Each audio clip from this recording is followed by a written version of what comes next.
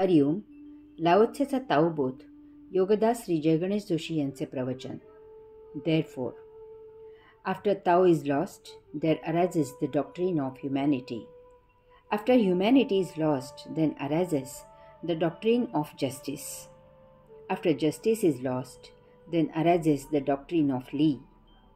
Now Li is the thinning out of loyalty and honesty of heart, and the beginning of chaos. The prophets are the flooring of Tao and the origin of folly. Therefore, the noble man dwells in the heavy that is base, and not in the thinning that is end. He dwells in the fruit and not in the flooring that is expression. Therefore, he rejects the one and accepts the other. म्हणून जेव्हा ताओ विस्मरणात जातो त्यावेळी माणुसकीचा सिद्धांत जोम धरतो. जेव्हा माणुसकी विस्मरणात जाते तेव्हा न्यायनिवाडा या तत्वाचा उदय होतो. जेव्हा न्यायनीती गुंडाळून ठेवली जाते तेव्हा कर्मकांड बोकाळते. जेव्हा कर्मकांड झुगारून एकनिष्ठता आणि प्रामाणिकपणा अंतःकरणातून हद्दपार होतो तेव्हा अराजकतेला सुरुवात होते. परमज्ञान ज्ञानी हे ताओ तत्वाला आलेले फूल आहे आणि तेच मूर्खपणाचे मूळ आहे. म्हणून ज्ञानी जडतेत विराजित असतो, त्याच्या परिणामात नाही. तो बीजात विराजित असतो, फुलाच्या आकर्षकतेत नाही. त्यामुळे तो एकाचा इन्कार करतो आणि दुसऱ्याचा स्वीकार करतो. माणुसकी ताओ विस्मरण. लाओत्सेने 68व्या ओवीची सुरुवात म्हणून या शब्दाने करून ही ओवी तेथे जोडली आहे. 67व्या ओवीत जे सांगितले आहे त्याचा परिणाम या ओवीत तो सांगत आहे. लाओत्सेने येथे अवनतीच्या एक एक पायऱ्या फार छान समजावून दिल्या आहेत आणि शेवटी ज्ञानी याने काय करावे याचा उपदेशही केला आहे.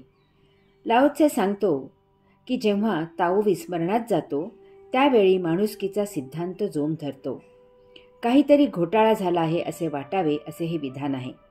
कारण आपला समज असाच असतो की ज्यावेळी माणूस धार्मिक होतो तेव्हा तो मानवतेने आचरण करतो, तेव्हाच तो चांगला वागू लागतो. धार्मिक माणूस कधीही अधमकृत्य करत नाही. त्याला दया, क्षमा, शांती असते.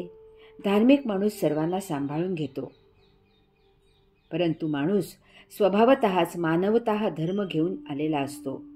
जो स्वाभाविक आचरण करतो तो ताओ असतो, धार्मिक असतो. त्याला जे जसे आहे तसेच ते मंजूर आहे. तो स्वाभाविक आचरण करतो. संत स्वाभाविक आचरण करतात. त्यांना निसर्गाच्या विरुद्ध काहीही नको असते. जे नियतीने जसे दिले आहे त्यात संत महासमाधानी असतात. जर परमात्म्याने संतांना दुःख दिले तर संत दुःख घेऊन जीवन जगतात. त्यांना ते दुःख आहे असे वाटत नाही. त्यांना तेच स्वाभाविक जीवन आहे असे वाटते. आपण त्यांना जर समजावून सांगायला गेलो की यापेक्षा तुम्ही असे करा म्हणजे तुम्ही सुखी व्हाल तर तुम्हाला ते हसतील. जर तुम्ही त्यांना सांगितलेत की पंढरपूरला पायी न जाता गाडीने जा म्हणजे चालण्याचे कष्ट होणार नाहीत तर संत विचारतील की पंढरीला चालत जाण्यात कष्ट आहेत असे तुम्हाला कोणी सांगितले. परंतु मनुष्य त्याचा नैसर्गिक स्वभाव सोडतो आणि अनैसर्गिक आचरण करतो. त्याला जशी सुविधा होईल तसे तो वागतो. नियतीच्या विरुद्ध असते ते. यात तो स्वभावापासून दूर होतो. ताओचा विसर होतो. मनुष्याच्या वाट्याला दुःख आले तर तो ते दुःख दूर करण्याचा प्रयत्न करतो. तो त्या दुःखाचा स्वीकार करत नाही. त्या दुःखात तर मुळीच जगत नाही. त्या दुःखापासून सुटका करण्यासाठी तो सौख्याचा डोंगर उभा करतो. येथेच तो ताओपासून दूर जातो. त्यामुळे सुखी होण्यापेक्षा तो दुःखी होतो.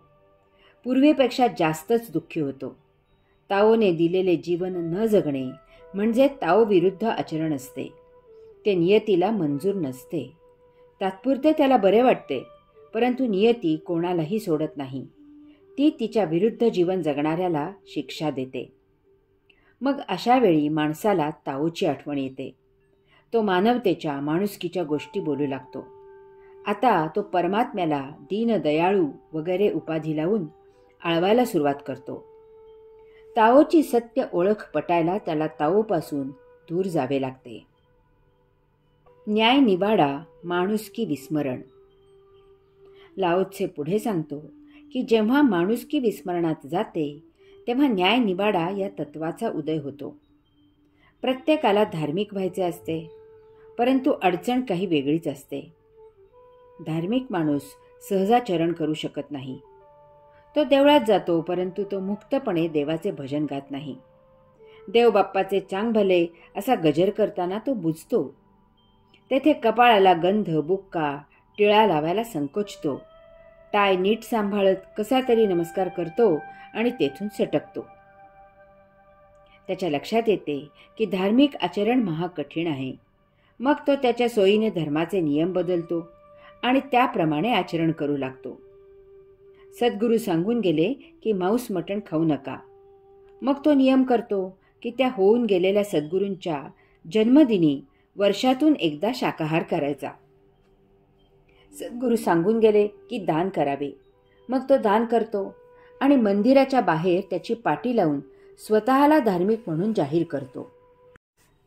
आता त्याला निराळाच प्रश्न पडतो की जर भिकारी नसतील तर दान कोणाला आणि कसे करावे? दान केल्याशिवाय धार्मिक काम होणार नाही, पुण्य मिळणार नाही. त्यासाठी भिकारी सतत उपलब्ध पाहिजेत. मग तो गरिबी हटवावचा पुकारा देतो आणि त्या यंत्रणेच्या माध्यमातून गरिबी सदाकाळ कशी टिकेल याची व्यवस्था करतो. गरिबांना दान देणारा महात्मा देव वाटतो. ते त्याच्या पाया पडतात. दान देता यावे यासाठी धंदा करत असल्यास भरमसाठ नफा घेऊन पैसे मिळवतो किंवा नकली माल विकून पैसे मिळवतो. नोकरी करत असल्यास भरपूर वरकमाई करतो. यापैकी काही करत नसल्यास चोरी, लांडी लबाडी करतो आणि धन कमावतो. मग मंदिरात जातो. येथे पाप पुसायला दानपेटी ठेवलेली असते. त्यात दान टाकतो आणि धुतल्या तांदळासारखा शुद्ध आणि पवित्र होतो की पुन्हा पाप करायला तयार. त्याला पुण्य मिळवायला मंत्रपठण, यज्ञ करावे असे सांगितले जाते. त्याला स्वतःला ते मंत्र म्हणणे अशक्य असते. मग तो ब्राह्मण बोलावतो आणि त्यांना त्याच्यासाठी मंत्रपठण, यज्ञ करायला सांगतो. ब्राह्मणांना त्या पापाच्या कमाईतून भरपूर दक्षिणा देतो आणि अमाप पुण्य मिळवल्याचा आनंद 4 मित्रांच्या साक्षीने मादक पेय पिऊन साजरा करतो. त्याला कोणीतरी धंद्यात बरकत यावी म्हणून अंगठी घालायला सांगतो आणि त्या अंगठीचे पावित्र्य जपायला सांगतो. हा न विसरता दारू पिताना तेवढी ती अंगठी काढून ठेवतो आणि मग मनमुराद येथेच्छ झोपतो. या सर्वांमध्ये माणुसकी पार लयाला जाते. त्यापेक्षा त्याने तयार केलेले नियम महत्त्वाचे होतात. पाप पुण्य याचा न्याय निवाडा वस्तुस्थितीपेक्षा त्या नियमानुसार केला जातो. येथे माणुसकी हरते, न्याय निवाडा जिंकतो.